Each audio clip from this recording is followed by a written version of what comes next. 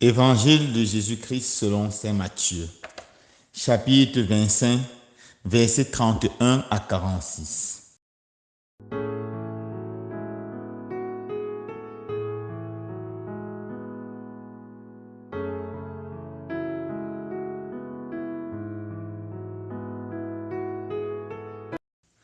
En ce temps-là, Jésus disait à ses disciples: quand le Fils de l'homme viendra dans sa gloire, et tous les anges avec lui, alors il siégera sur son trône de gloire. Toutes les nations seront rassemblées devant lui. Il séparera les hommes les uns des autres, comme le berger sépare les brebis des boucs. Il placera les brebis à sa droite et les boucs à sa gauche. Alors le roi dira à ceux qui seront à sa droite: venez les bénis de mon Père, recevez en héritage le royaume préparé pour vous depuis la fondation du monde. Car j'avais faim et vous m'avez donné à manger. J'avais soif et vous m'avez donné à boire. J'étais un étranger et vous m'avez accueilli. J'étais nu et vous m'avez habillé. J'étais malade et vous m'avez visité. J'étais en prison et vous êtes venus jusqu'à moi. Alors les justes lui diront: Seigneur, quand est-ce que nous t'avons vu? Tu avais donc faim et nous t'avons nourri.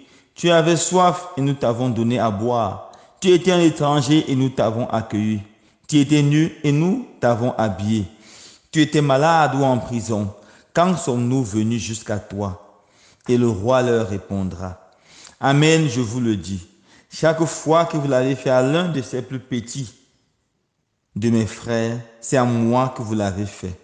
Alors il dira à ceux qui seront à sa gauche: allez-vous loin de moi, vous les maudits, dans le feu éternel, préparé pour le diable et ses anges.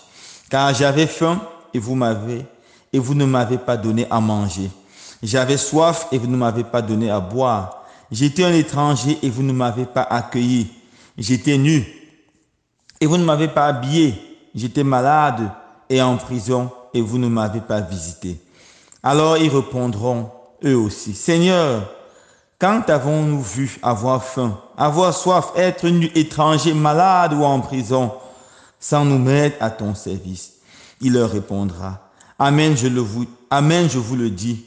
Chaque fois que vous ne l'avez pas fait à l'un de ces plus petits, c'est à moi que vous ne l'avez pas fait. Et ils s'en iront ceux-ci au châtiment éternel et les justes à la vie éternelle.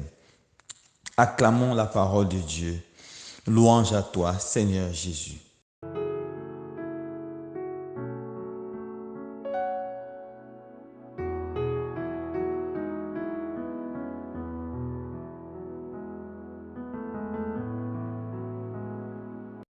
Chers frères et sœurs bien-aimés, dans l'évangile de ce jour, saint Matthieu nous rapporte la parabole du Seigneur Jésus sur la scène du jugement dernier.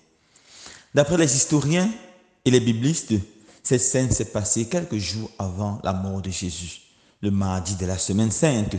Après son entrée à Jérusalem, Jésus annonce le jugement dernier. La première chose que nous devons garder à l'esprit, c'est que ce monde parviendra un jour à sa fin. Un jour, Jésus reviendra avec grande puissance et avec grande gloire pour juger les vivants et les morts. Ça sera le jugement dernier. C'est une vérité divinement révélée. Un jour, nous serons jugés. Et Saint Thérèse de l'Enfant, Jésus disait souvent: celui qui n'acceptera pas la miséricorde de Dieu quand il vivra sur la terre devra faire face à sa justice de juste juge après sa mort. Et le jugement dernier est assez simple. Jésus arrive et divise les hommes en deux groupes. À sa droite, il met une catégorie, à sa gauche, une autre catégorie. Ceux qui sont à sa droite, ce sont ceux qui ont passé leur vie en faisant le bien.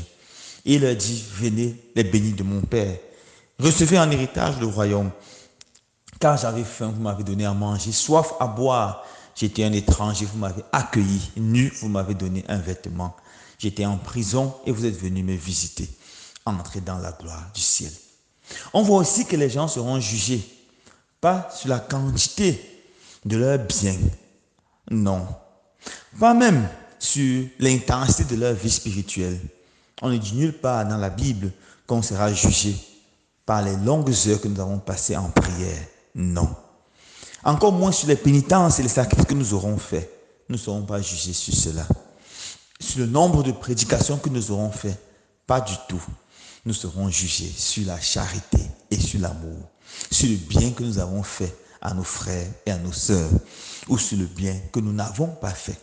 Car il dira à ceux qui sont à sa gauche, allez-vous loin de moi, vous maudits dans le feu éternel destiné pour le diable et ses anges. Quand j'étais malade, vous ne m'avez pas visité. J'avais faim, vous ne m'avez pas donné à manger. Soif, vous ne m'avez pas donné à boire. J'étais un étranger, vous ne m'avez pas accueilli. Allez loin de moi. Nous serons jugés sur l'amour, sur la charité, sur la bonté. Je pense, frères et sœurs bien-aimés, que les critères du jugement sont assez simples. Normalement, nous tous, nous devons gagner le ciel. Alors, d'où la pertinence du message écrit par le pape François en ce carême. Ne nous lassons pas de faire le bien. Ne nous fatiguons pas de faire le bien. Le pape nous invite à s'aimer le bien, à faire le bien encore et encore, sans jamais nous décourager, sans jamais nous fatiguer. Parce qu'en fait, nous serons jugés exclusivement sur le bien. Ça me rappelle l'histoire de Saint Martin de Tours. Il a vécu dans les années 300. Alors, avant sa conversion, il était un soldat.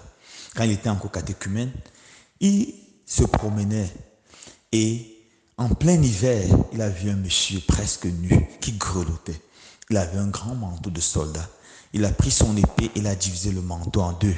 Il a donné la moitié à ce pauvre monsieur, pour sauver ce monsieur du froid glacial. Et lorsqu'il est rentré chez lui, il a dormi et dans la nuit, il a eu une vision. Le Seigneur qui lui apparaît, Jésus ressuscité apparaît en portant la moitié de son manteau. Et Jésus parlait avec les anges et Jésus dit, regardez Martin, il n'est qu'un catéchumène, mais il m'a sauvé la vie. C'est lui qui m'a donné une partie de son manteau pour me protéger contre le froid. Et il sursaute, il comprend que vraiment, il avait fait cela au Seigneur Jésus. Oui, mes frères et sœurs bien-aimés, chaque fois que nous faisons le bien à une personne, c'est à notre Seigneur Jésus que nous le faisons. Alors, est-ce que la prière ne sert à rien, puisqu'on ne sera pas jugé sur la quantité ou sur le temps que nous avons passé devant le Seigneur? Est-ce que le jeûne ne sert à rien? Absolument pas. Il sert à préparer le terrain pour bien vivre la charité. En fait, le pape, toujours dans son message, il nous invite à s'aimer le bien. Il donne une belle phrase dans les circonstances de la semaille. Il dit, le jeûne prépare le terrain. Quand on jeûne, on prépare le terrain pour faire le bien. Il dit la prière, il irrigue. La prière arrose le terrain. Et finalement, la charité, les bonnes œuvres font féconder le bien.